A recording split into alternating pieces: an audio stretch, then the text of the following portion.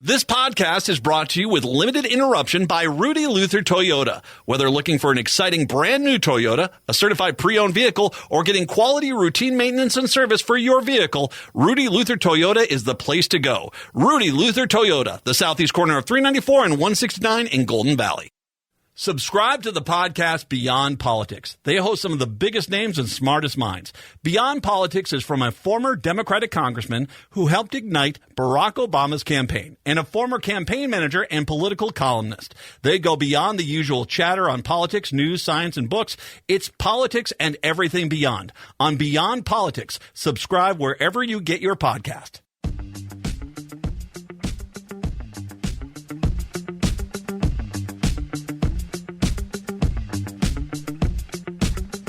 Broadcasting live on AM 950, the Progressive Voice of Minnesota, in the evenings on WCPT 820, Chicago's Progressive Talk. And hello there, stranger.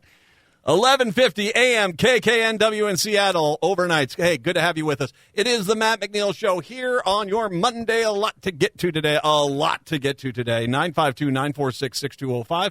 952-946-6205 is the phone number.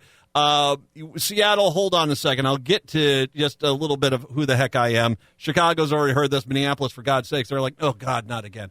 But we'll get there in a second. Patrick, how are we today? Doing well. It's our first post-Olympics edition. I got to admit, when the Olympics were in Asia and they were on late at night, I was watching a lot more of them than when they were in a place like Paris where they're kind of more in the morning and afternoon. So didn't watch as much of them as maybe I would have otherwise. Well, I'm in love, absolutely in love with the Olympics. I had the best time.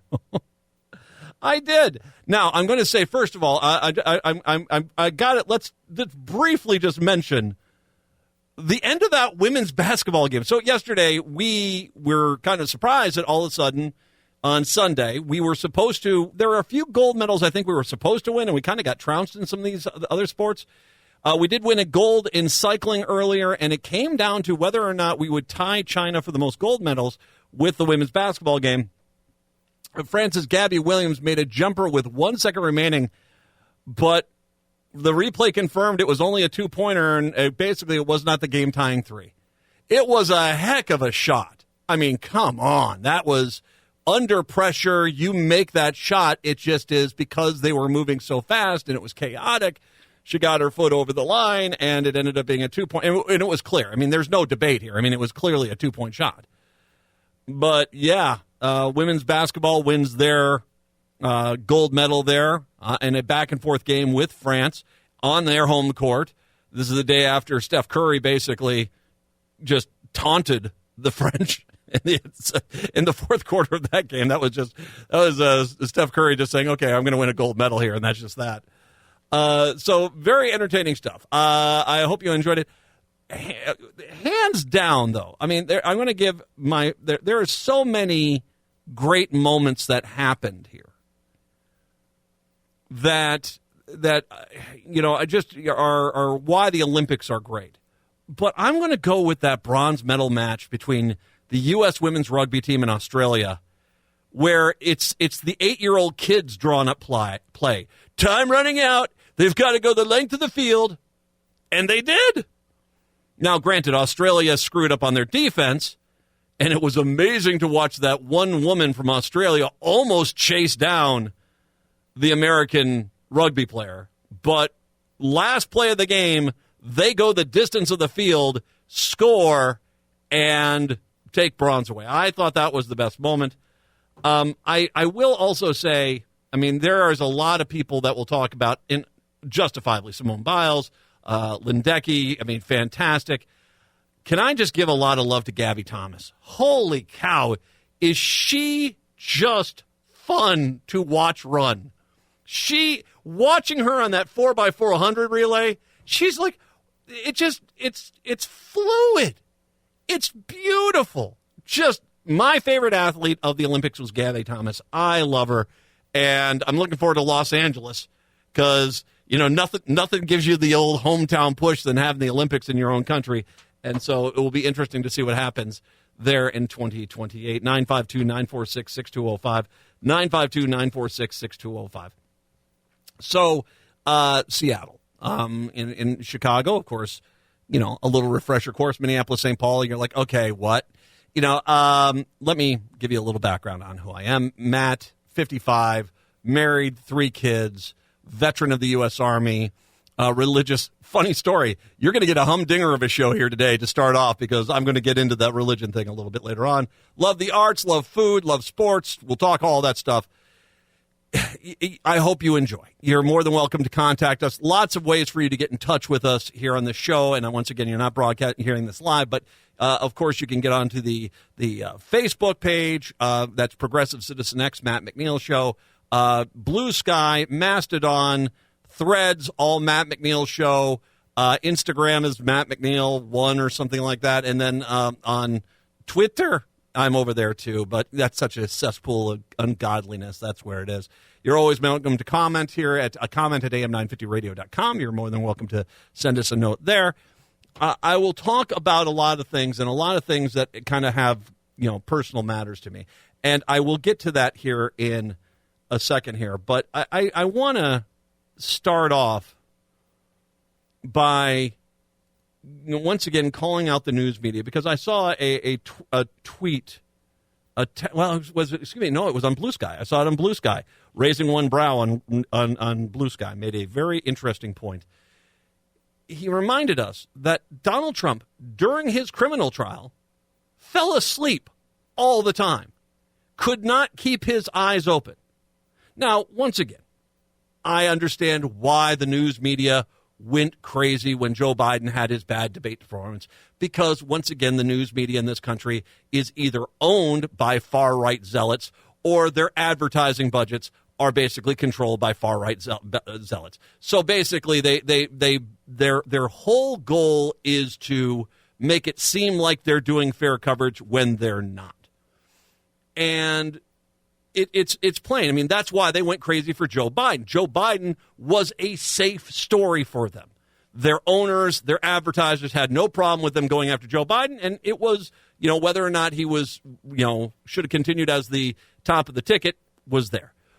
But it's not what they're covering, it's what they're not covering, which is where you see the national news media is failing us and failing us spectacularly in regards to Donald Trump.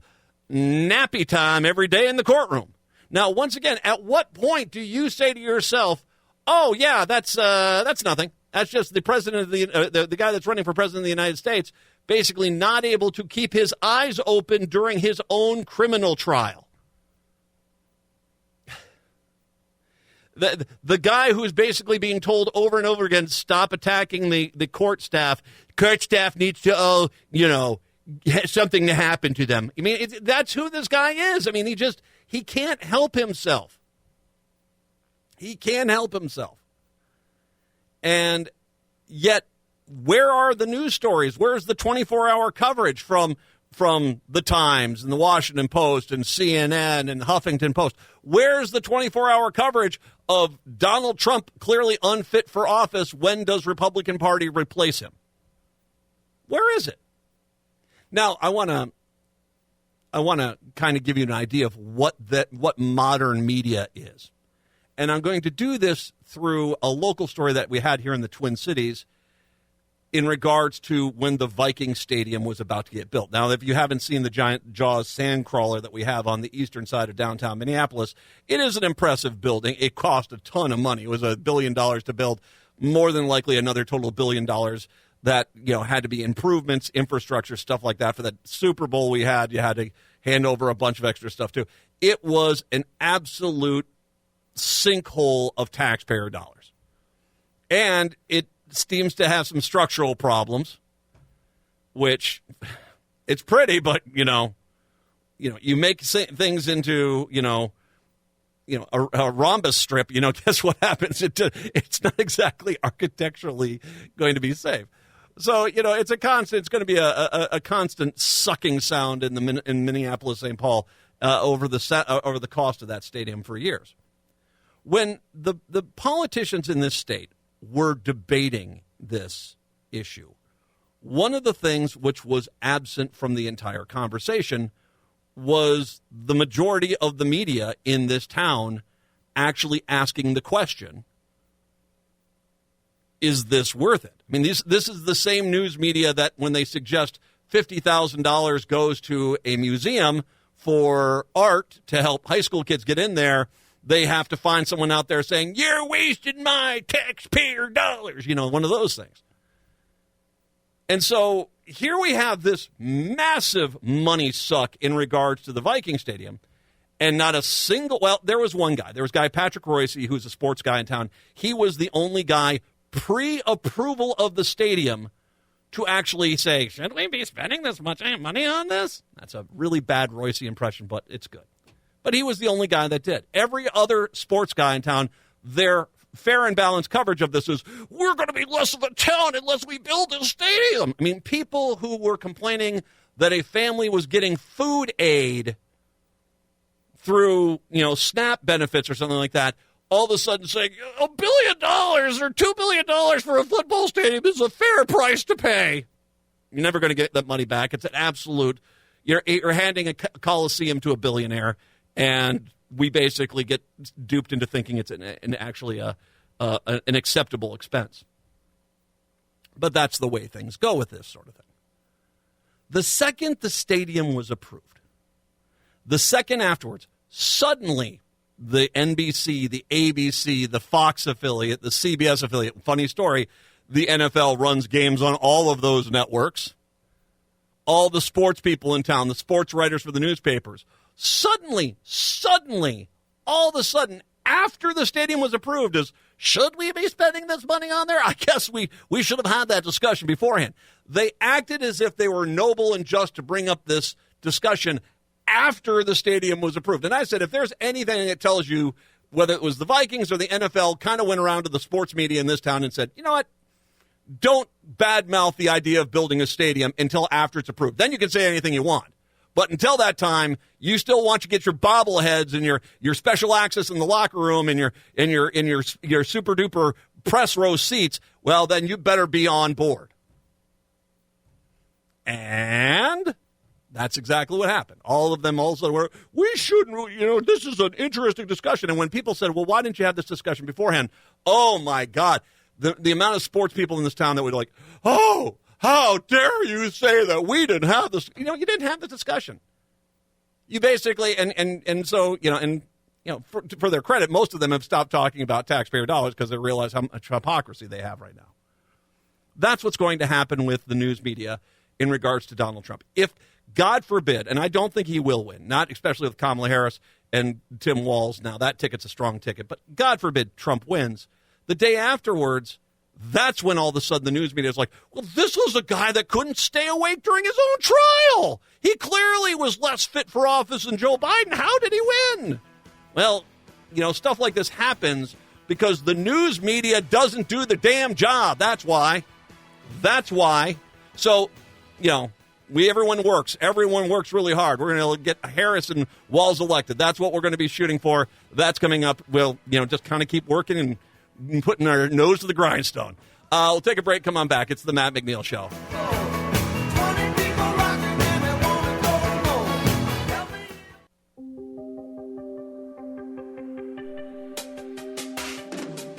It is the Matt McNeil Show. Nice to have you with us today. 952-946-6205, 952-946-6205. So, I want to take a little time. Chicago knows about this. Minneapolis, St. Paul knows about this. Seattle, I want to get you up to date here. I am a Christian. Now, I'm going to give you a disclaimer, and everyone's heard this disclaimer. You do or don't do whatever it is you do or don't want to do. I'm not here to convert anybody. I'm not here to tout. I'm mainly here, I bring up religion to point out the hypocrisy and the false arguments that the right makes in regards to religion. And the reason why is because I've watched as Republicans have taken Christianity, a religion based on love, peace, welcoming, and compassion, and turned it into something, let me tell you who you need to hate. And it really is disturbing. It is really disturbing.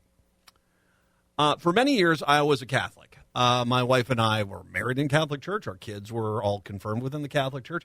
And the change happened for us when the Conference of Catholic Bishops had that little thing after Joe Biden got elected and basically said, we're going to stop Joe Biden from getting communion. Now, this is only the second Catholic president in the history of this country. And they were basically going on because they were pushing Republican talking points, and that's all this is Republican talking points, a lot of it coming from the individual benefactors who are helping out in a given church or parish, that basically they want a very pro-Trump narrative within the religious faith. And it's, once again, I'm not painting with a wide brush. There are plenty of Catholic churches that did protest this and say, no, this is not what we're supposed to be doing. And there's a lot of other faiths, too, where there are people out there saying, oh, no, that's not where we're supposed to go. But the faiths themselves have gotten into bed because of their addiction of power in the political realm with the right wing, who basically has said, we'll give you a seat at the table as long as you basically distort the message of the Bible and make sure it mimics Trump talking points. And, so when they went after Biden, and the Catholic Church realized the mistake they made, because I think immediately a lot of people abandoned, or kind of said we're done with the Catholic Church. And they came out and they said, no, this is not about any individual. This is about setting up a standard. And the funny thing is that as they said that, the individual bishops and archbishops were coming on out to talk to the news media, and every one of them was the same thing. It's like, my parishioners want Joe Biden reined in. I'm going to rein him in. He's a sinner. That sort of thing. So we could see exactly what was going on there. And, yeah, I went and talked to our priest, who since that time has passed away.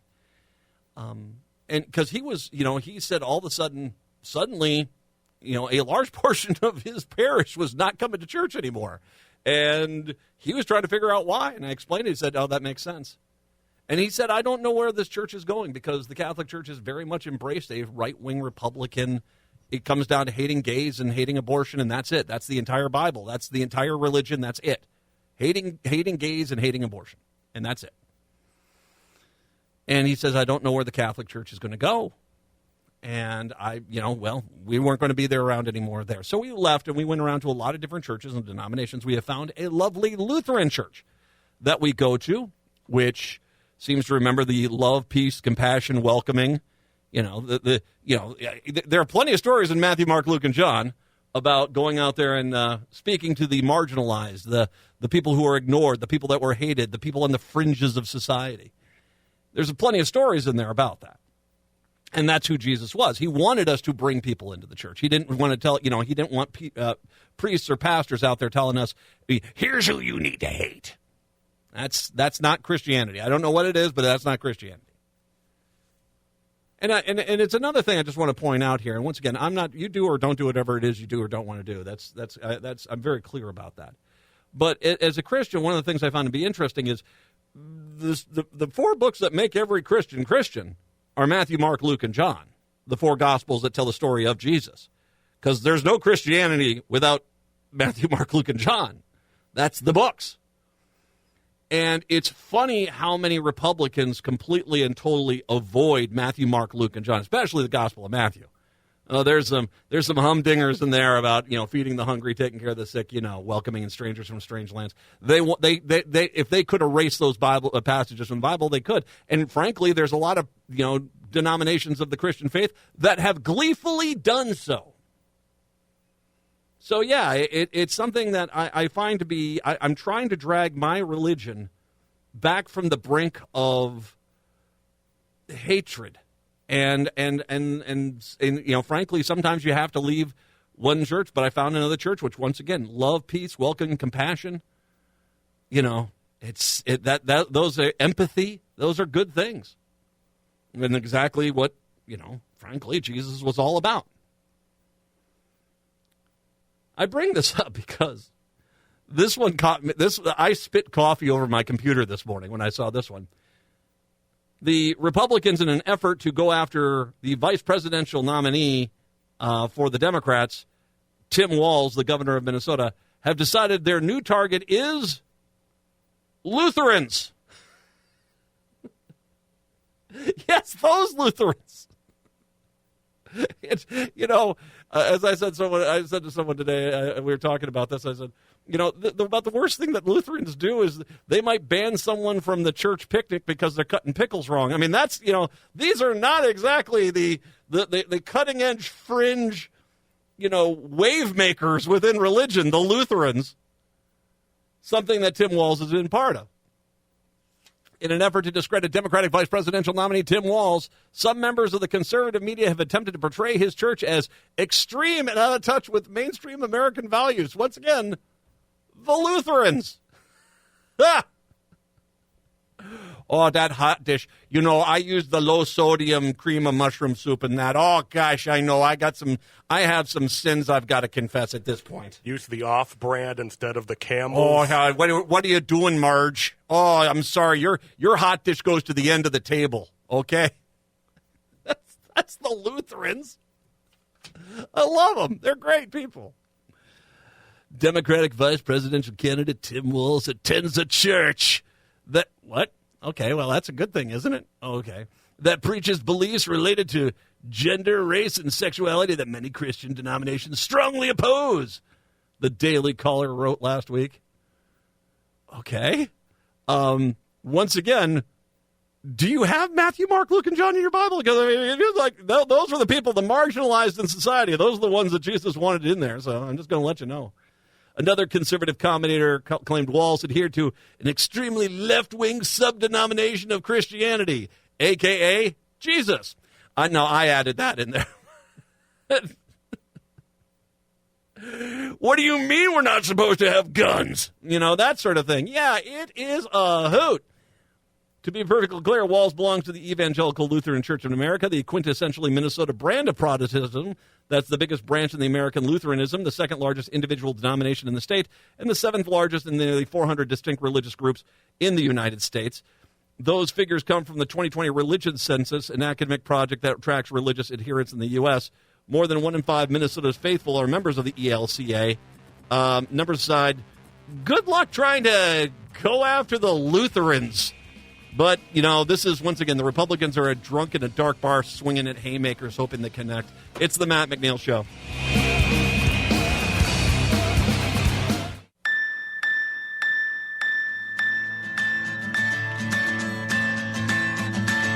The Edge of Broadcasting in the evenings on WCPT 820 Chicago's Progressive Talk, in the afternoons on AM 950, the Progressive Voice of Minnesota, and in Seattle on 1150 AM KKNW. It is the Matt McNeil Show right here on your Monday. Darn you, Lutherans! The Lutherans! They are going after the Lutherans. You know what the biggest crime of the Lutherans is? There are too many times I've gone to a Lutheran church and the coffee is really weak. I'm just going to let you know. Are you just smelling the beans and then breathing on the water? Is that what you're doing? Oh, that's spicy. Oh, crepes. Oh, that's a spicy coffee. Oh, gosh. So the guy, once again, it's the Republican Party has moved from Obama was a secret Muslim to a guy then who never went to church, and now their attack is, darn you Lutherans. Oh, no, we made somebody upset. Oh, no, well, that's a shame. That's going to be, there's your response. Has the Lutheran Church of America come out, our response, oh, that's a shame. And that's it. That's the entire response. Okay, good luck with all that. 952-946-6205, 952-946-6205. I will say, this does bring up a point about the Republicans. They're having some troubles. And I want to explain, okay, first of all, you've got a psychopath as your nominee who clearly seems to be on mental decline in Trump. He's clearly in mental decline. He's clearly, the age is an issue. Once again, funny story, no one wants to talk about age anymore now that Joe Biden's out of the race because he was only a few years younger than him. And frankly, his cognitive abilities and his age-related problems seem to be far worse than Joe Biden's ever were. So they don't want to talk about that. J.D. Vance is, off having relations with a futon someplace. They've got some problems when it comes to the ticket. they also, as a group of people that insist that that Project 2025, that was not us. I have no idea where you got that idea. The GOP on social media has put out their Make America Great Again GOP platform. This is not old. This was put out today at 10:30 this morning. Once again, a political party that says they don't have anything to do with 2025, the Project 2025 thing. But, okay, this seems to be a lot about the Project 2025 thing. Seal the border and stop the migrant invasion. Funny story. Most of the people that bankroll the Republicans are, that especially the people that have businesses in the ag sector that are in rural America, they are dependent on undocumented labor to keep their businesses open. We've had this happen before where Republicans have basically shut down the pipeline of undocumented labor, and it has absolutely destroyed their agriculture markets. I know that happened out in Washington, some places, other places as well, where they could not get people to Alabama was one of them. They couldn't get people to work the fields, and so it ended up being a big problem, which leads to hilarious press conferences with Republicans who were just a few weeks earlier screaming about stopping immigrants to saying, I just want to make sure all the farmers know no one's really going to check.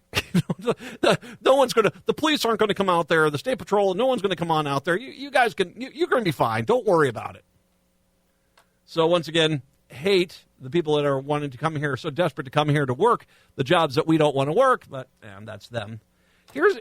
Carry out the largest deportation operation in American history.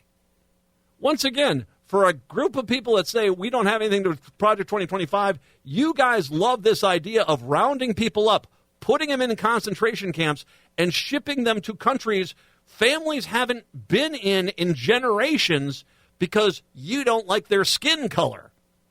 Because I guarantee you, we're not rounding up the Swedes. We're not rounding up the Estonians. No, we're rounding up the brown skin, the black skin people, the Asian people. Those are the people that you're going to try to get rid of with your concentration camps.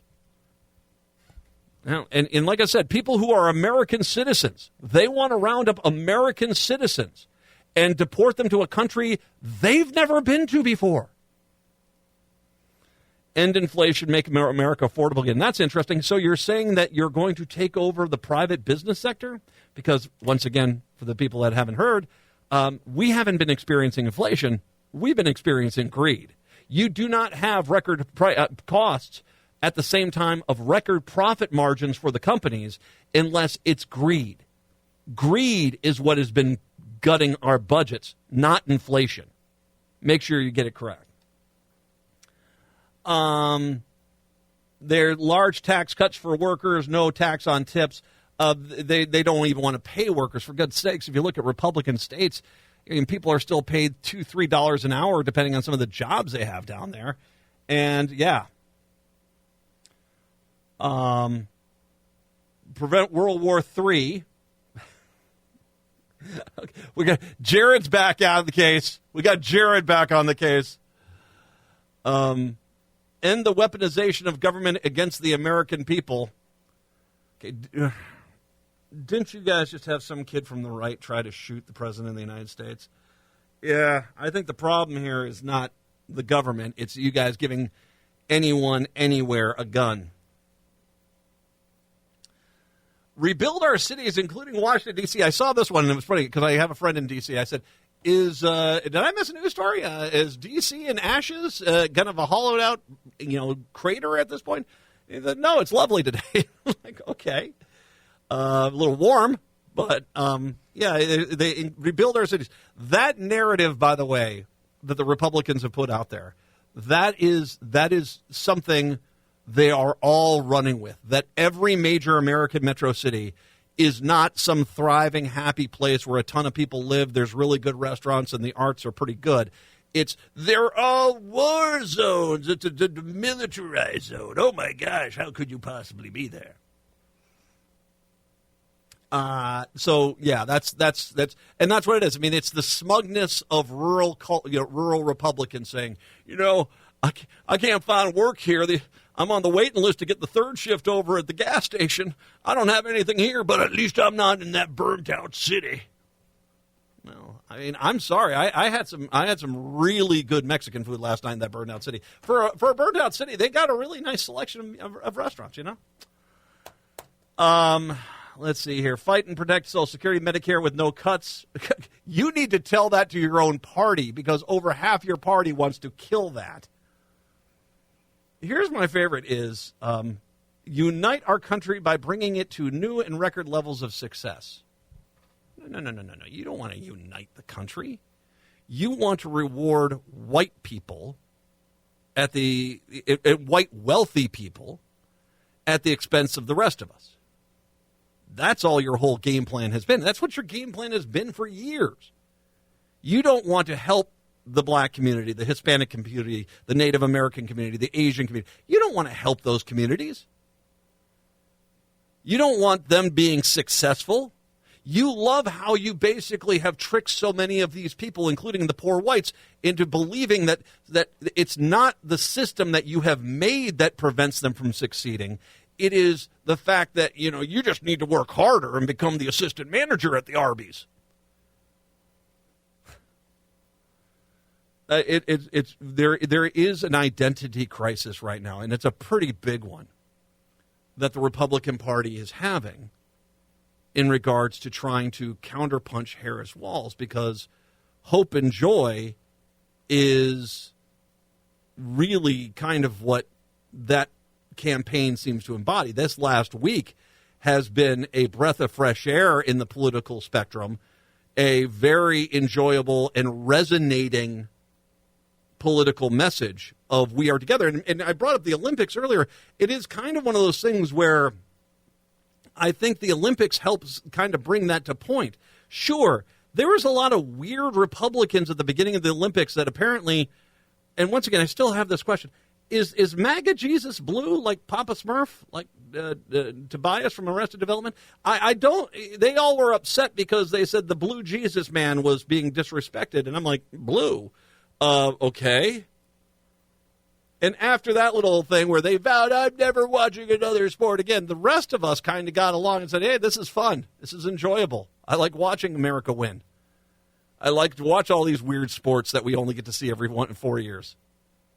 So, yeah, it's, I think this hope and joy with the Olympics kind of resonates, and people are getting out there and they're feeling better about our society and feeling better about ourselves. And I think that's a good thing. And the Republicans don't have a counterpunch to that. It's like, what makes you losers think we don't have a lot of joy? That's exactly it. As a matter of fact, Trump, almost on cue, basically said, we're all going to die unless you vote for me. Joy and hope. And I just don't think now I'm paraphrasing what he said there, but not about we're all going to die. That's pretty much the Republican message. And so they don't have anything. They don't have anything because everything was geared around Joe Biden being old. Henceforth, we look young. Now that he's gone, now that they were so confident they were going to win, they were spiking the football with Project 2025 in May and June. And now then they spent July saying, oh, that's not true. And now we're back to August. And now they're saying, yep, deportation camps. We're going to round people up, concentration camps, and ship them out of the country because they're, once again, not because they're Norwegian or German. No. We're going to ship them out because they're the people from the other countries which they don't like the skin color of. So that is their counterpunch. And it does not help that they are having a message issue. The violent crime, how they have gone out there and said, oh, violent crime is going on. This is all our cities are scorched out hellscapes. New preliminary data from U.S. major cities shows a sharp drop in violent crimes for the first half of the year, more than 25% in some communities, as the COVID-era crime wave recedes. The drop in violent crime put serious dent in one of the most frequent used lines of attack from the former president and his allies who have sought to tie Democrats to the issue since 2020. It also gives Vice President Kamala Harris and former prosecutor in San Francisco, California Attorney General a potent defense against the attacks from the right and the crime. An Axios analysis of data from the Major Cities Chiefs Association found overall a 6% decline in violent crime among 69 cities during the first 6 months of 2024 compared to the same period last year. 54 of the 69 major cities in the report saw drops in crime, defined as homicide, rape, robbery, and aggravated assault. In the first half of 2024, according to Axios, Columbus, Ohio experienced the largest percentage decline in violent crime in the nation, a massive 41% drop so far. It's a smaller town, so henceforth those numbers are probably going to be, easier. I got to say easier, moved because of the size of the town compared to, say, a Seattle or Chicago or Minneapolis, St. Paul, but still. Omaha, Nebraska was second with 30% decrease. Once again, Omaha, a smaller city, but still good news for both Columbus and Omaha. Miami and Washington, D.C. have seen 29% declines in violent crime. That is actually pretty impressive. Those are two big freaking cities. And so they're seeing basically a 30% drop in crime is pretty good. Austin, Texas saw a 28% drop, followed by New Orleans with a 26% decrease. Now, I will say this, there's a lot of crime in New Orleans, so that's a respite there. Both cities, Austin and New Orleans, have been under fire for rising crime rates in recent years, but they're going down. Axios review also found that the number of homicides in the 69 reported cities fell by more than 17% during the first half of 2024 compared to the same period last year. Boston experienced a dramatic 78% drop in homicides. Philadelphia was among all others that saw a big fall in homicides, a 42% decrease in 2024. These are all cities that Republicans are saying, it's a ghost town hellscape no-go zone. They're all seeing, a renaissance in the crime rates as they're finally dropping from the COVID years. The Major Cities Chiefs Association preliminary data did not include New York City, though, the nation's largest city, since it did not submit violent crime numbers to the organization for the first half of 2024. They couldn't compare. They did release their own information. Basically, they've released their own information, but it's not really something that's compatible with the other cities that were released. So there you go. Crime down. Thanks, Joe Biden. There you go. It's the Matt McNeil Show here on your Monday. Taking shots at me like it's Patron, and I'm just like, damn.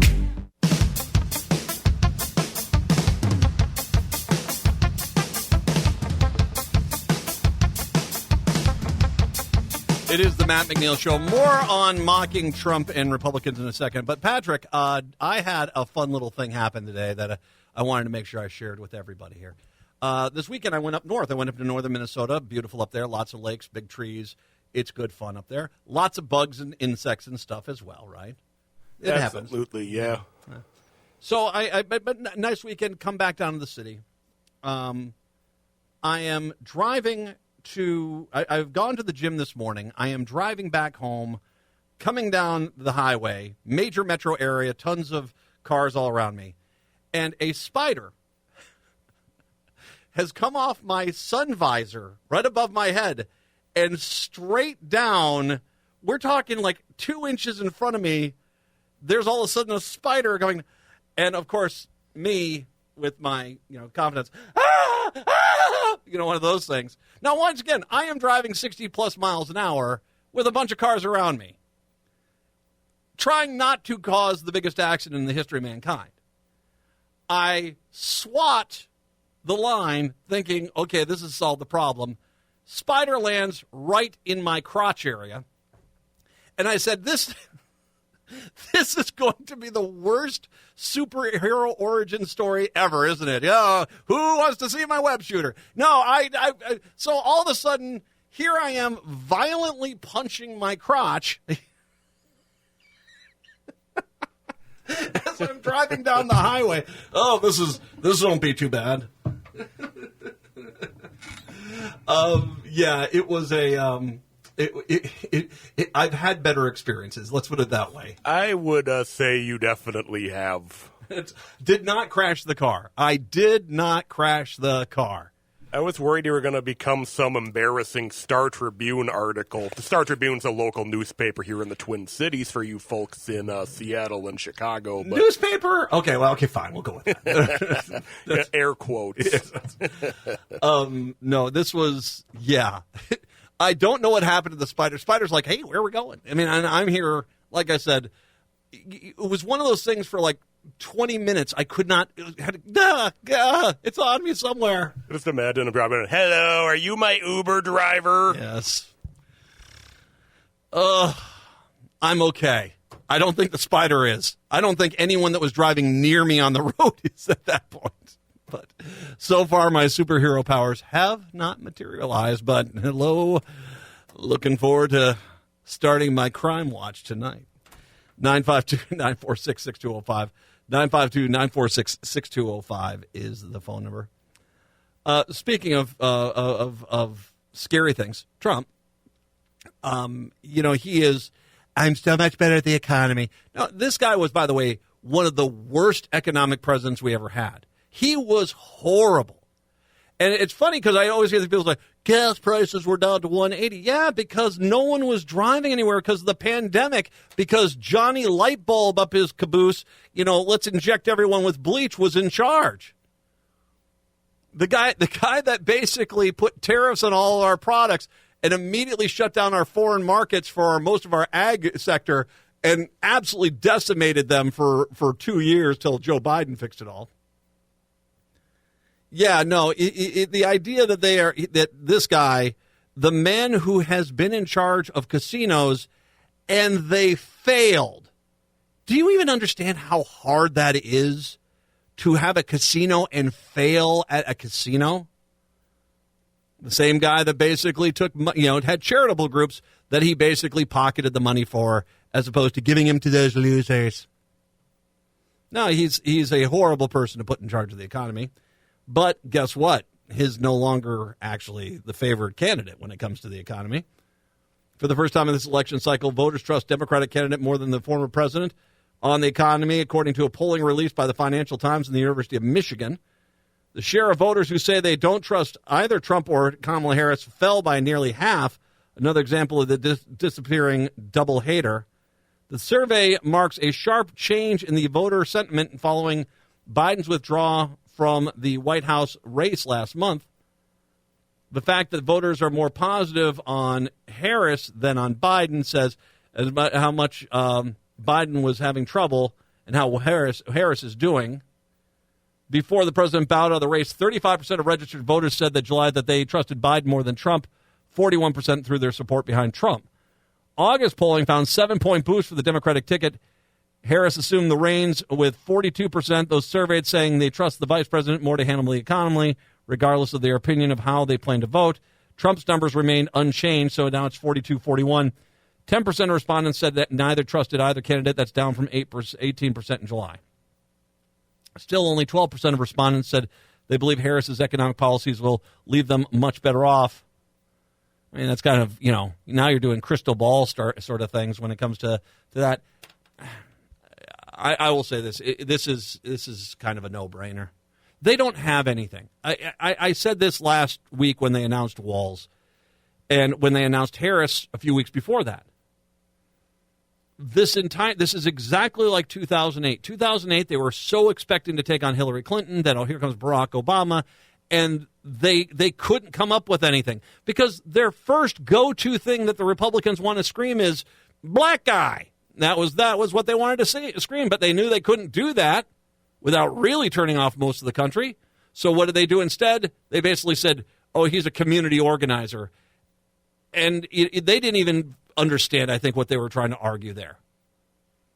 Same thing here. Now, they're trying it a little more jaded, definitely staying in the case of Kamala Harris, staying with the idea of the DEI hire. I mean, they are definitely saying that this is, she's only there because she's a minority, although they've had to back off of that because any positivity they had movement in regards to the black voter in this country or the Hispanic voter in this country has kind of gotten wiped out pretty quick here.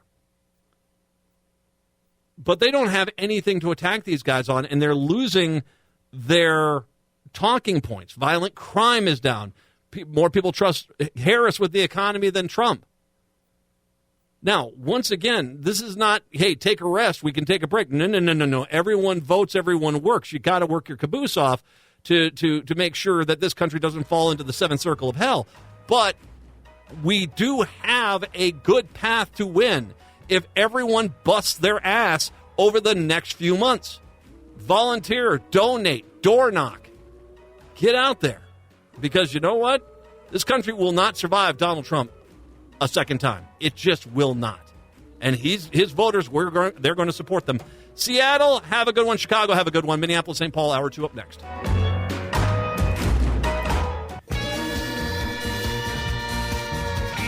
Hour number 2 of the show here on your Monday. Good to have you with us today. Matt and Patrick here. 952-946-6205, 952-946-6205. And it is nice. It's humbling now to be on the air, not here in just Minneapolis, St. Paul, but as well Chicago, of course, which I've enjoyed that greatly. I love going down to Chicago, and now Seattle. And so it's I'm glad to be on board. I don't make a lot of sense. I mean, I hope that they do understand that. 952-946-6205, 952-946-6205. Patrick, you knew. For a while there, I did traffic reporting in town, right? Yes. All right.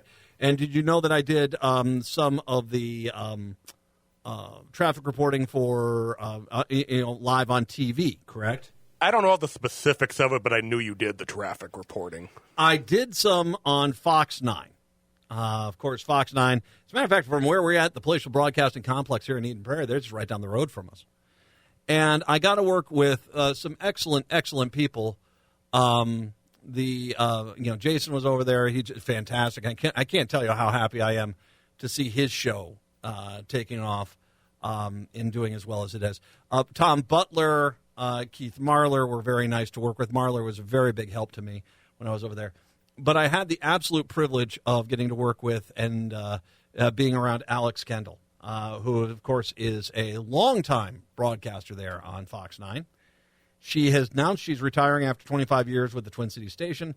Kendall made the announcement Monday during the Good Day show that follows the morning news and said her last day will be on September 6th on the other side of the State Fair's Labor Day conclusion. Kendall is 63. I will say this about her. Now, first of all, she is as smart as a whip. She is a very intelligent person. She's also another just consummate broadcaster. You cannot deny that this is someone who is just a very good broadcaster that understands, all the stuff that the little quirks and stuff that make a good television broadcaster. She's very good there. She's also she's stunning to look at. She's one of those people that you're like, oh my gosh, she's just stunning to look at. It was an absolute privilege to be able to work with her for a while there. She's been with the morning news since its inception in 1999 when it was known as Good Day Minnesota. In May of 2023, Kendall announced that she would no longer be on the anchor desk for the 6 and 8 a.m. broadcasts, but continued to co-anchor the 7 p.m. hour and then remain as the host for the Good Day lifestyle program at 9.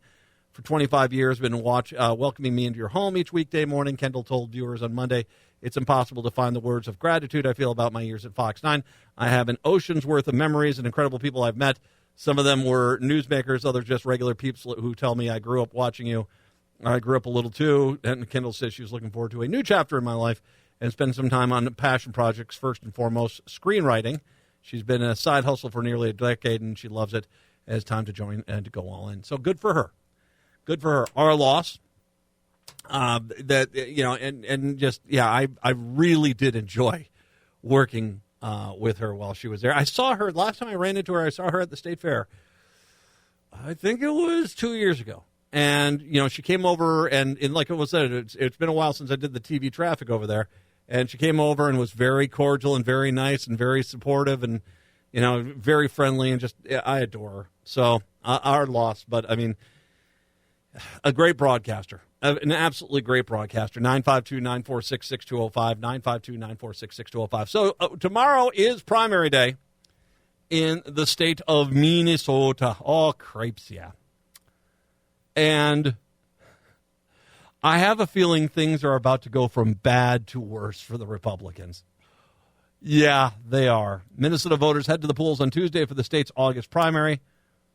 The main one that we have to keep an eye on is the U.S. Senate race for the Republicans. The GOP endorsed candidate Royce White, naval veteran Joe Frazier are the two leading candidates for the Republican nomination for U.S. Senate. I saw my first Royce White sign up on 35 heading north. One. Didn't see one other one. I drove across a good portion of the state this weekend. No, I didn't see any other Royce White signs. I saw one. Yeah, all right. I did not see any for Joe Frazier, so that's maybe the more troubling sign. White's actions, record, and comments have attracted controversy. Frazier has failed to raise cash strategists consider necessary to run a significant nationwide campaign. Reminder, the Republican Party, including the Republican Party in Minnesota, is controlled by the extremist far right. When Steve Bannon came on out and said, Royce White's my guy, there was no, you just were not going to jeopardize yourself by trying to step in between those two speeding train cars. The winner will take on Amy Klobuchar in November. Royce White is an absolutely disastrous candidate because now, and let's just look at this ballot for the Republicans. You've got, and I'm going to get to this a little bit here because there's a reluctance after initial smacks. There is a definitive reluctance to go after Tim Walz that much because especially in the Minnesota 1st District and the Minnesota 8th District, there is a lot of pro-Walz people there, even though those districts might be 1 or 2 points in the Republican side. And that is going to be something that weighs in on these candidates. So you've got, it's a state that has been voted Democrat. It has traditionally been Democrat. Harris is popular in the state. Walz is very popular in the state. Amy Klobuchar has some of the best coattails in politics today. She is a wildly popular Democratic senator in the state. She actually does very well in outstate areas, too. And so what you've got is Royce White. The entire Republican strategy is to pick up the Minnesota House. That is their entire strategy. And the amount of counter-current votes that they are going to have to get right now is next to impossible. Now, once again, something drastic could happen. We can't foresee that. But as things right now, there is no way on the planet. Klobuchar is going to trounce Royce White if he becomes the nominee, which I think he will. Harris and Walz are going to win the state of Minnesota. I'm going to guess by 10 points. So you are going to have to get people. This is why, remember last week I was telling you, I've got people on the east side of the metro who are calling me up and saying, I had the Republican come by, and I had to ask him multiple times, are you sure you're the Republican? You sound like the Democrat. Now, I want to remind everyone, it doesn't freaking matter what these guys say during a campaign. They can come on out and say, I'm for women's right when it comes to abortion, or I'm pro-LGBTQIA. The reality is there's no one local pulling the strings of the Republican Party. These are the people that work behind the curtains on a national level, and no matter what they say, when it comes time to vote on things, they are told, here's how you vote. So if you're stupid enough to follow and believe a Republican in the metro area who's, I'm really kind of a moderate, you're a fool. Because Drazkowski and Gruenhagen and ZZ Flop and Walter and Lucero, they're basically going to be, that's the vein of the party that dictates everything else going on out there. So as long as you've got those guys out there and that extremist far right, and once again, don't criticize me, Royce White's going to be your candidate because Steve Bannon, no one in the state dares goes against Steve Bannon. This is not extremist fringe. This is just who you guys are now. So all this, hey, Minnetonka, some people think I'm just like a rubber stamp for the Republicans and Trump. Nothing could be further from the truth. No, they're lying. The Republicans are lying. They are just going to do what the extremist far right does. And yeah, I'm not against women's rights. And then all of a sudden the next election is like, well, I was told I really didn't like that Project 2025, but there were some elements about it which I did appeal. So I decided to take the bad with the good. Yeah, exactly.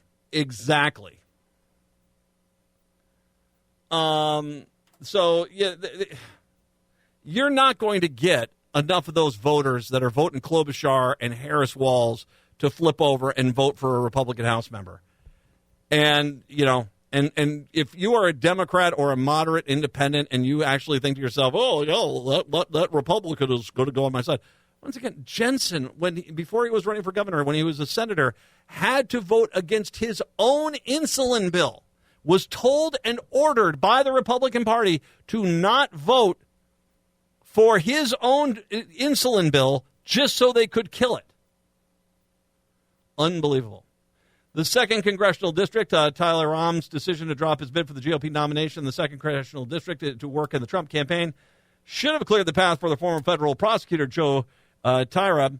But Rahm remains on the ballot, and some of the local Republicans are still campaigning on his behalf in the suburban swing district.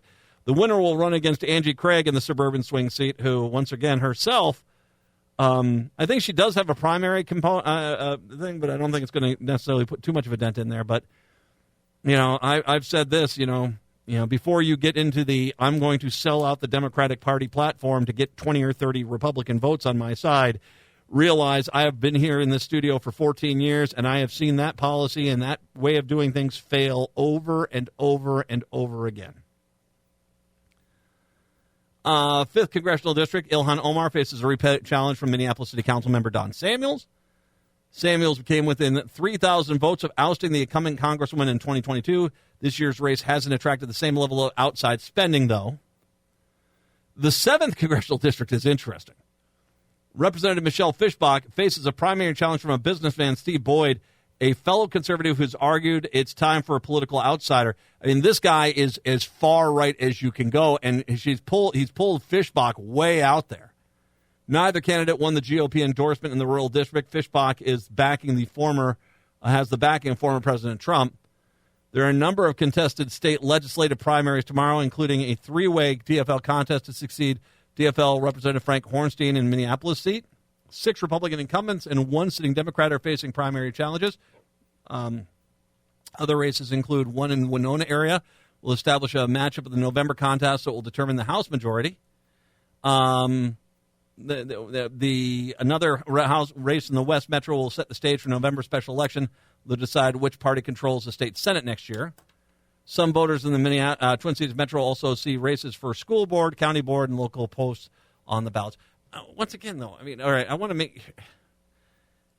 You're going to have a natural inertia that's going to come on in here. I just do not see how, unless something drastic happens that we can't foresee right now, the Republicans basically countercurrenting this enough, especially with Royce White at the top of the ticket in the state of Minnesota as the top Republican candidate. Like I said, DFL, if you are in the state of Minnesota, all you need to do is take that man's social media posts and put them on billboards across the state. It's not going to resonate. It's not going to resonate.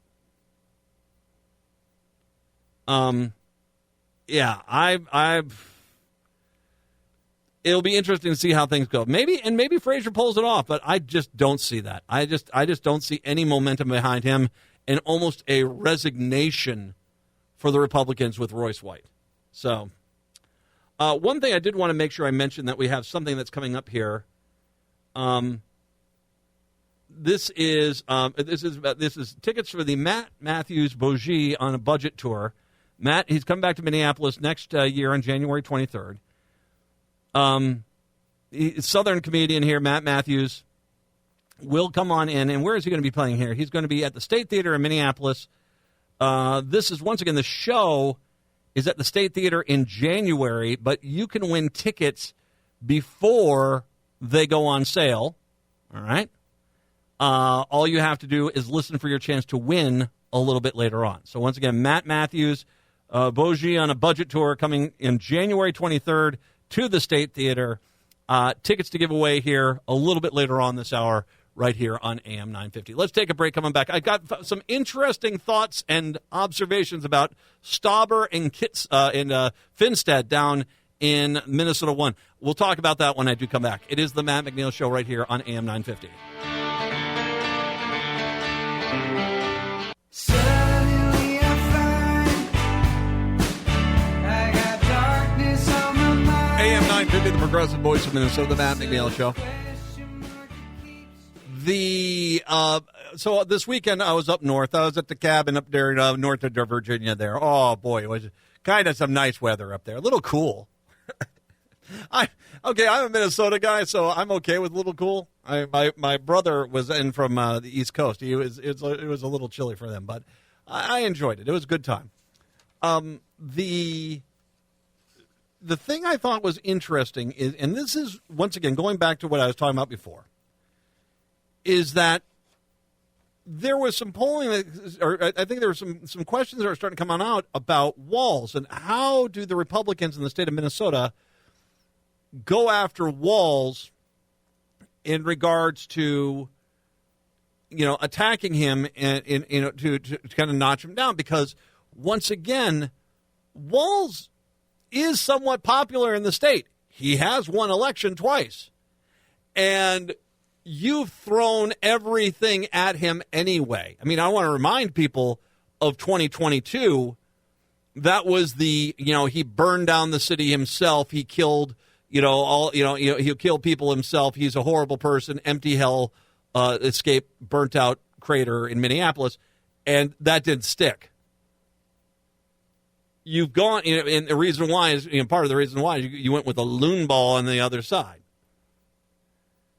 That being said, you've got a guy who has won election twice, is still somewhat popular in the state, I would say fairly popular in the state, and there is a natural push that comes with the person there on the vice presidential ticket.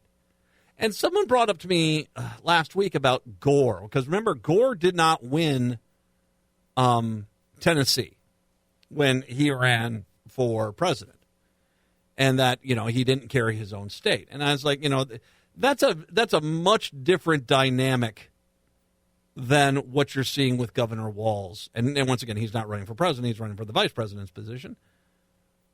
But he's so far been stellar, and he's resonating, and you've seen it in every poll. I mean, and my guess is the polls that are going to come out this next week that are going to show the response since Walz was named on that ticket are going to be pretty astounding. I think you're going to see the Democrats take a pretty substantial lead nationwide. So it does present an interesting problem for the Republicans who are running, particularly. I mean, Royce White is not going to. He's the gift that keeps on giving for the Democrats. So he's not going to stop being Royce White. So, good luck with that. But it does bring up a problem with particularly the Beeve down in Minnesota 1, Finstead, and Pete Stauber up in the Minnesota 8. And both of them, I went on their social media pages, and Stauber's got a little bit more of an attack on him, but when I was up there, I talked to a Democrat up in northern Minnesota, and he said, oh, no, there's a lot of people up there that are really excited about Walz being on the ticket. And I think part of it is that it's like Minnesota 7 and Minnesota 8. Minnesota 8, was it Oberstar was the head of the Transportation Committee. And if you want to see what that does, if you are the head of a committee in D.C., take a look at the amount of roads that got redone in Minnesota 8 because of Oberstar when he was on the Transportation Committee. You'll never get, this is one of the things I pointed out with Minnesota 7. When you had, Colin Peterson was the head of the Ag Committee, and you were never going to replace that. as the head of the Ag Committee, so much money poured into the Minnesota 7th Congressional District. And no, Michelle Fischbach has not even come close to the amount of spending for the ag sector in that district since she went there, because you're not the chairperson of the committee. And so I think in particular to 8, people up there remember what it was like to have Oberstar there and have all of a sudden this money pouring in for transportation. And the feeling is, well, if he's the vice president, clearly there's going to be more investment into Minnesota. And so from what I heard this weekend was in northern Minnesota, they're pretty excited about Walz being on the ticket, which is interesting because then what's Pete Stauber saying? So like I said, I go over there. Initially when this was announced, both Stauber and Finstead both came on out with kind of smackdowns on Walz. But since then, for the most part, they haven't done that much. As a matter of fact, they're trying to find kind of neutral things that they can talk about. Like I said, that GOP platform thing I mentioned last hour, that was off of Stauber's website. It has nothing to do with, it has nothing to do necessarily with the local politics are theirs. It's just what the Republicans are going to do. When I went to, and I'm pulling it up right now, if you go to the both of them have 2 pages on Twitter because, Elon Musk. You look at his stuff. I mean, here's a renew your passport thing. So once again there. Great CPBP officers and the challenge that they're facing. So once again, just generic stuff. And then you go back to August 7th when Walz was announced, and he's saying, he burned down Minneapolis. And he's got this thing about, emergency help in Cook, in the city of Cook. So, once again, he is avoiding talking about Walz. Finstead, and I think if you're up there, you see him, you basically put him on point saying, do you think that he's, a bad guy? Do you think that Walz is bad? And watch them squirm because they know that it's, just bad-mouthing him is not going to be helping there. Here's Brad Finstead. Now, he hasn't, on his one page, he just doesn't make that many posts. The last post was before Walz was announced, and that was him welcoming an artist to his district. When you go to his congressman page, it's hey, funds have been released, put out there for flooding. Oh, Farm Fest is good fun. The community with the grand reopening of the Riverfront Liquor Store. Okay, sure. Apparently Finstead's got to get his booze on. If you're interested in coding and you're a student in the Minnesota 1. So, yeah, it's not anything here about Walz. And particularly Finstead's going to have problems because Walz, that was his district. And trust me, Mankato and those areas are getting a lot of press right now because of this. And so, he can't really touch on Walz. So you should be getting Harris Walz billboards and vote down the ticket, all Democrat. Here's one other last observation from politics on the Iron Range from this last weekend. There were multiple signs, and I don't know who put these up, but there were multiple signs, simple, easy message, vote Democrat to save Social Security and Medicare. And those were around on the highways. That's a good message out there, especially up there, because, once again, that's what the Republicans want to do. Why do you think they're now insisting they're not going to, even though that's a linchpin of Project 2025? Because they know that people are scared of them cutting Social Security and Medicaid, Medicare. You want to make sure Medicaid, Medicare, Social Security don't get cut? The only option is to vote Democrat. And so whoever's putting those billboards up, if that's the DFL or if that's some PAC that's out there spending money or just someone buying their own billboards, I don't know. Those are good. And I think they're going to have an impact up there, especially in these in Minnesota 8, Minnesota 1. 952-946-6205, 952-946-6205. We'll talk about the bad Democratic candidate when I come on back. It is the Matt McNeil Show right here on AM 950. Voodoo.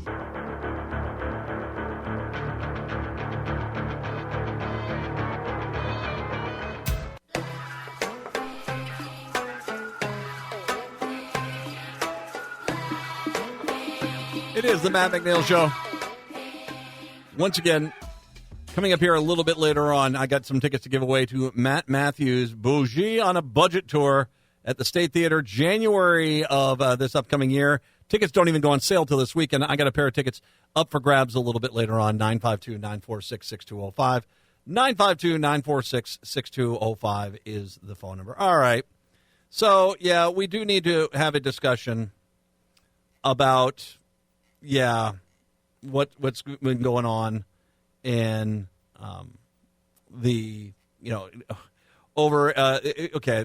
is just a weird story, and I'm kind of surprised. This makes me really concerned about what the DFL is doing in outstate Minnesota, that this has gotten to this point, and only now you have dealt with this the way you should have dealt with this in the first place. Now, I'm going to read the original story, and I got a few updates for you here. Lawn signs advertising the Legacy of the Lakes summer concert series in Alexandria started mysteriously disappearing over the last couple of months. We just assumed it was a very innocent reason why they were missing, and it just kept happening. One by one, people started to say, this seems too strange. Robinson's suspicion were proven true. The same thing was happening to others. A worker at a local gun shop saw a woman snatching a political signs from the lawn outside. She said she snapped a photo. Apparently, the woman posed before driving away with the signs in her van. Kent said his department is putting together a number of similar reports describing the same suspects stealing signs. They wrote the search warrant, raided the suspect's home, and they found 244 lawn signs in the garage, from realtor ads to political signs to random garage signs. They were pretty much non-discriminatory when they signs they were stealing. The suspect is Wendy Hoff, who's been charged with misdemeanor theft and is one of the cases while the county attorney decides how to handle the rest. She is the wife of Judd Hoff, the local DFL-endorsed candidate running for Minnesota House of Representatives against neighbor Republican Mary Franson. Living across the street from him has been disturbing on multiple levels, Franson says. I imagine it's mutual. Trust me, Mary. Judd Hoff has had several run-ins with police and is convicted of felony assault of a machete-wielding incident. Now, when that happened, how in the world the DFL did not pull their endorsement, I don't know. Earlier this year, he posted a number of videos involving Franson as well as things he found in her trash. When asked how she's found most disturbing, Franson said, being recorded when I come and go. According to jail records, both Judd and Wendy Hoff were arrested on Saturday. Minnesota DFL already disavowed Hoff when his disturbing past surfaced in spring. However, the Douglas County DFL group doubled down, still supports and endorses him. This is a courtesy from Ragoose over at 11. The couple has been charged in Alexandria after the police found hundreds of signs. Court documents say the 53-year-old Judd Hoff, who is the DFL candidate running for Minnesota House of Representatives, has been charged with receiving stolen property and aiding and abetting felony theft. The candidate's wife, Wendy Hoff, has been charged with felony theft. The worker at a local gun shop saw them stealing the signs. Finally now, so they've been charged, they've been arrested, they've been charged. Finally, the local Douglas County DFL has now rescinded its endorsement of Judd Hoff after he was arrested and charged with a felony of allegedly stealing signs with his wife and painting over them for his own campaign. DFL Senate District 12 previously retained its endorsement despite Hoff's prior felony conviction and allegations of unhinged behavior. Now, Mary Franson, politically, I think her political stances are horrific, horrible. Nobody deserves to be targeted like she has been by this clown. And I get it. It sometimes is tough to find somebody to run in a district. But the second the public lost faith in him, the Douglas County DFL, Senate District 12, should have immediately pulled their endorsement of the guy and walked away. Now you look like you've endorsed this. And as much as you say, well, now we're really, really, really, really angry and we've pulled our... No. Your ability to hold the high water is over. Now, this wasn't a seat that was really, I think, up for grabs. But it does make me ask the question of the DFL over in St. Paul who basically run most of these things, and they know you think that they're doing background checks and understanding who exactly is running for under the DFL banner statewide. That's the part of the party's job, isn't it? How did this guy get through in the first place? And this is why I'm concerned. I get the impression that this is a case where the individual, oh, we can't find anyone else, so good enough. And you just didn't want to, not run a candidate, which is suddenly inexcusable. You can find a candidate there. For God's sakes, there are counties out in the Mountain West where Republicans win those districts 90-something to single digits. And they still, in a lot of those districts, have a Democrat on the ticket who doesn't have a spicy record. I don't know what these people were thinking. I'm going to be blunt. I think you should have a mental health evaluation of both of these people, because this seems to be elevating above just, trying to steal a few signs and stuff. There seems to be much more going on here. But at the same time, I had the most of the blame I lay here in this situation firmly goes at the feet of the DFL up there and the state DFL for allowing this to get this far. I mean, they should have stepped in when it became clear that the guy hadn't been honest about his background. I'm sorry, you should have, the DFL themselves should have pulled this guy off the list. This goes, and like I said, this is also a larger problem. I mean, there have been times when you have had people running for a Democratic nomination in a Republican district who are not even trying to hide the fact that they are a Republican spoiler candidate. And there seems to be this mentality with the DFL of, I don't know, should we stop them? Should we not let them do that? Yeah. One of the biggest problems that I've had with the Democratic Party nationally as well as in the state is that you have to have a basic outline, a foundation of what makes a Democrat a Democrat.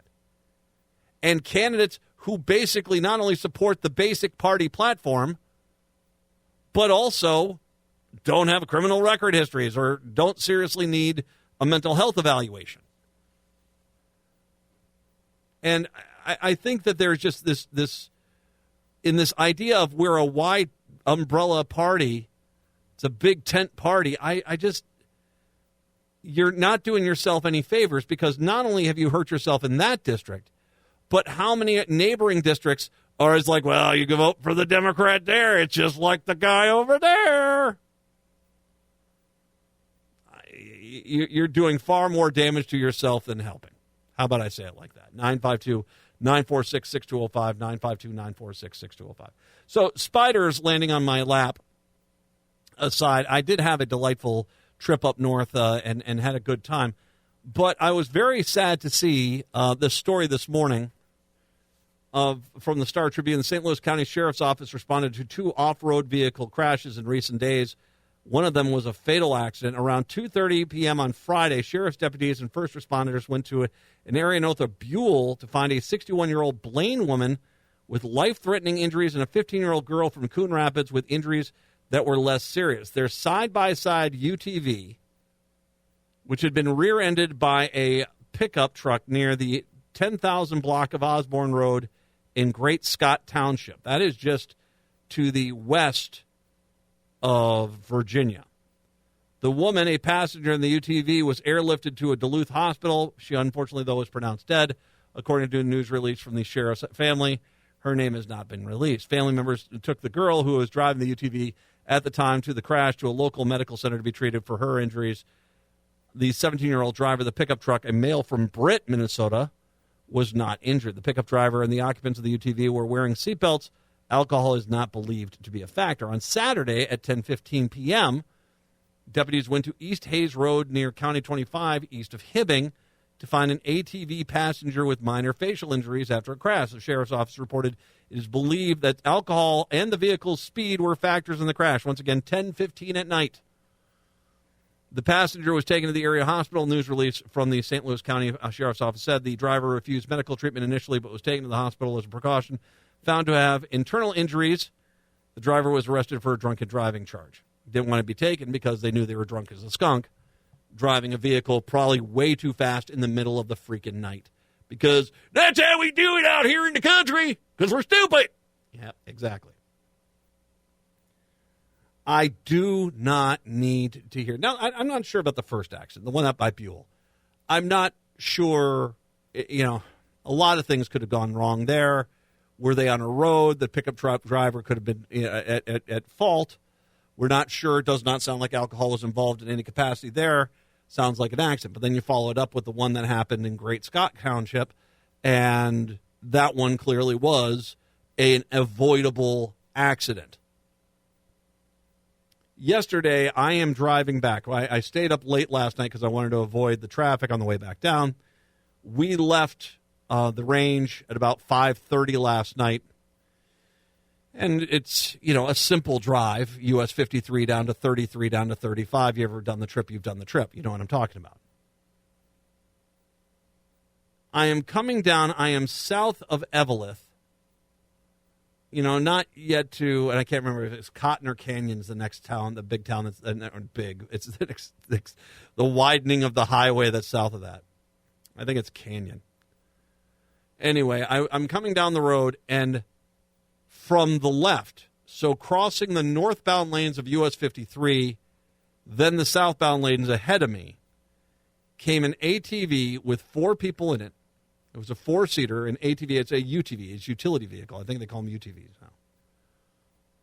But had 4 people in it, all young, didn't even slow down.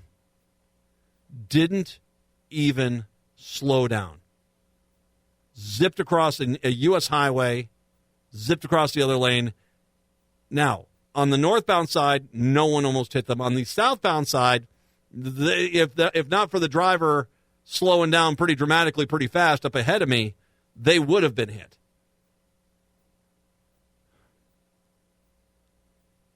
We have an epidemic.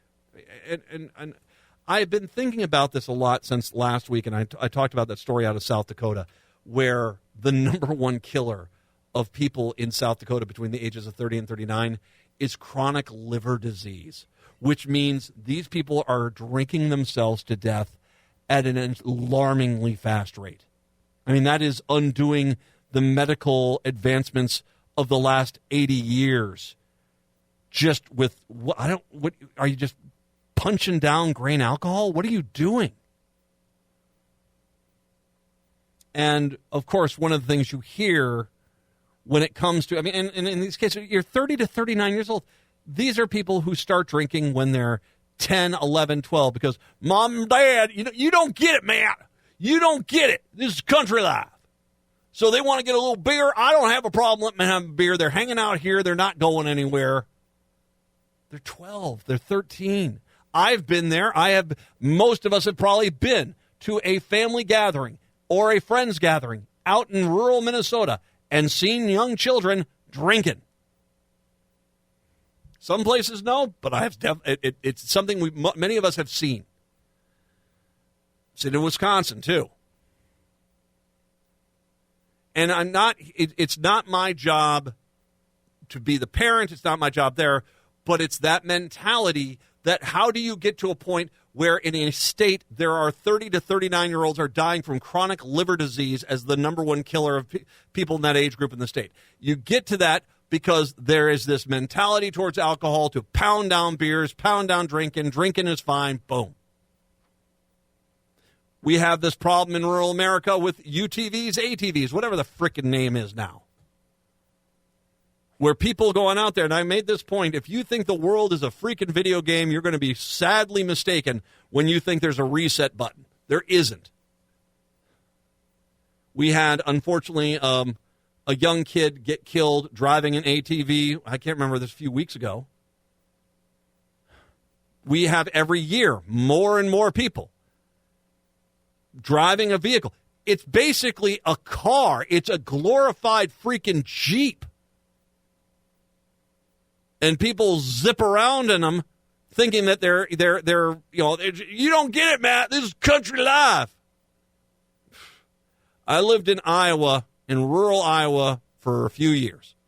Can't tell you how many times you go out to farms where they do take it seriously. They're dealing with tractors and augers and plows and stuff, real dangerous stuff.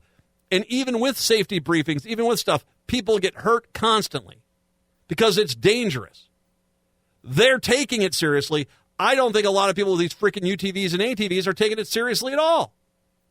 I think it's, how many beers can I get in me? Well, I need to do another beer run so I can keep my beer buzz going on.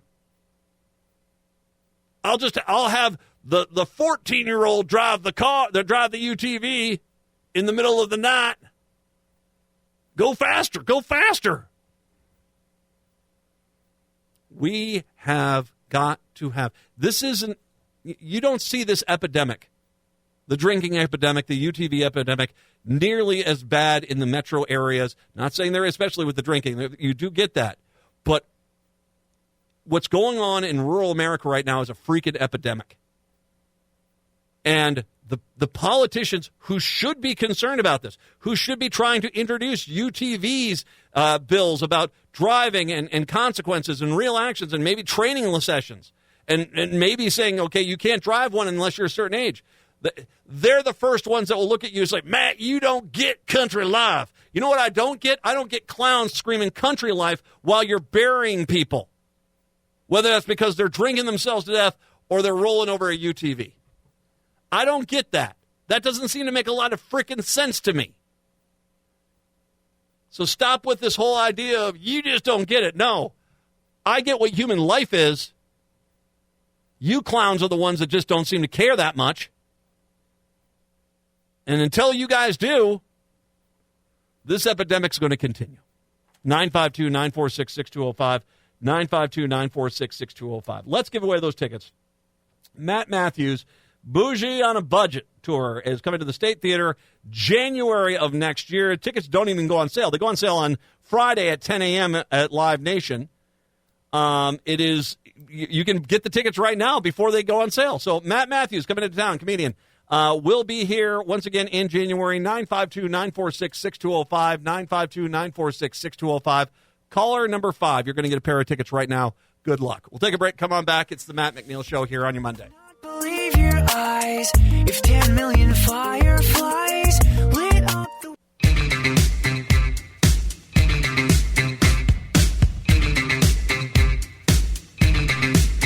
AM 950, the Progressive Voice of Minnesota. Susan from Minneapolis, congratulations. You are going to go and see Matt Matthews over at the State Theater on January 23rd. Tickets go on sale, by the way, for this tour coming up here on Friday. We have tickets to give away all week long, so listen for your chance to win tickets. Some days we'll have 1 ticket, some days we'll have 2 tickets, so listen for your chance to win all week long. Tickets go see Matt Matthews over at the State Theater, the Bougie on a Budget tour, coming into Minneapolis on January 23rd. Someone wants to tell that Southern boy how cold it gets up here in January.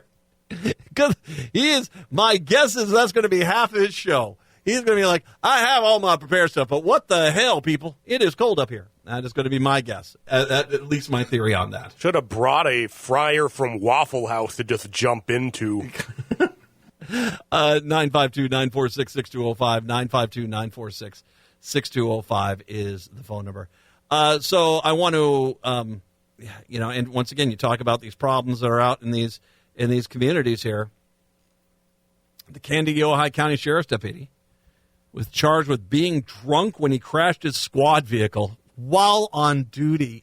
God. Christopher Todd Flatten, 39 of Atwater, Minnesota, was charged last week in district court with 3rd and 4th degree drunken driving in connection to the wreck on July 18th east of Wilmer in Genesee Township. Flatten was charged by summons. A message was left with him seeking a response. Flatten is due in court on September 4th. The deputy has been in critical incident leave since the crash. A statement from the sheriff, Eric Tollefson read, which will continue until the outcome of the internal investigation and the criminal proceedings. Tollefson added in his statement that I'm deeply concerned by the allegations made against Deputy Flatten in the charging documents. They did not reflect or align with the values of our office, the character of our deputies, and the expectations of the people we serve. We're taking this situation very seriously and cooperating with the local investigation. Although we're not firing the guy, we're going to make sure he's on critical leave, and we'll more than likely, if he pleads out, will he still have his job? Because I can tell you right now, it would seem to me to give a police officer his job back when he's driving a squad car on duty drunk as a skunk. God, I guess you're lucky that you don't have much worse there. Tuesday, patrol troopers were sent to County Road 4 near the intersection of East 1st Avenue around 6:30 p.m., where they saw the squad SUV in a field and a uniform Flatten unresponsive and behind the wheel. Flatten was removed from the squad, taken by air ambulance to St. Cloud Hospital. My guess is obviously they're immediately concerned, and you find out the guy was allegedly just drunk as a skunk. We have like I said, I want to make sure. I don't drink. I stopped drinking years ago. This is not about me saying no one should be drinking. No, you want to have a drink, you can do it responsibly, fine. But none of this is responsibly right now. Whether it's driving a UTV or drinking so much you're dying at 30 to 39 or being a cop on duty. We have to come to grips with the alcohol issues that are going on in rural America. And for God's sakes, if we don't do something about this, this is only going to get worse and worse and worse. And that ain't just country life. Native Roots Radio is up next. Have a good one. We're back tomorrow. Till then, see ya.